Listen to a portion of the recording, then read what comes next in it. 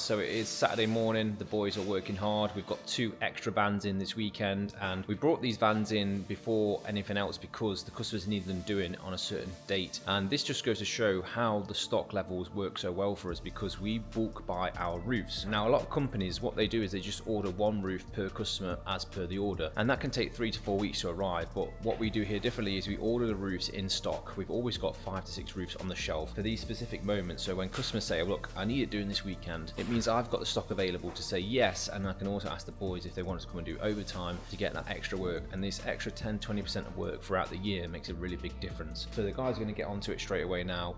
We've got 2 roofs to finish. We've got this one and this one over here, which Dan's working on, and they need to be finished by Monday morning, which is going to be interesting. So it's going to be a busy weekend. We've got to get 2 full roof fits done. So see how this goes, and we're going to get some content through it throughout the build.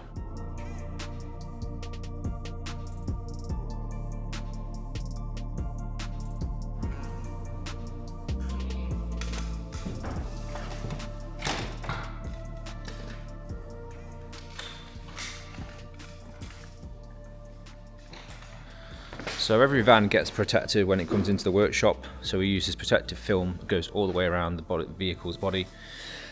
And this is basically protecting it from any chance of any swarf or metal filings getting onto the bodywork once we're cutting it out. So it's all masked up inside, getting ready for preparation and getting ready to be cut. And the thing you have to be careful about with in these vans is these wiring looms. So these wiring looms are particularly important because they power everything in the van, obviously, and we're going to be cutting right next to it here. So this is why this job should only be done by professionals, because this wiring loom can't be disconnected here. It has to stay in place, and you have to get a big blade into here, and you have to cut this whole cross member out. So you've got to be really pretty experienced to be able to do this, especially on a long wheelbase. It's a little bit easier on a short wheelbase, but on a long wheelbase you definitely need to know what you're doing.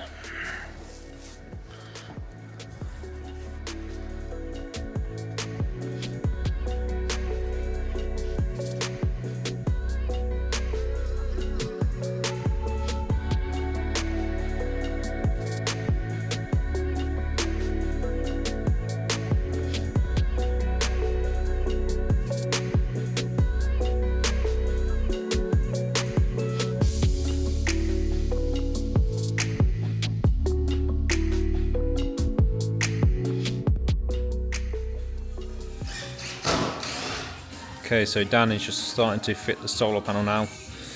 These are double-sided taped on, and then we need to make an entry point. The cable through the roof, just like that. Once that's done, we'll then fit the canvas onto the roof on the underside, and the roof will go onto the vehicle, like that. Jake's cracking on with the frame.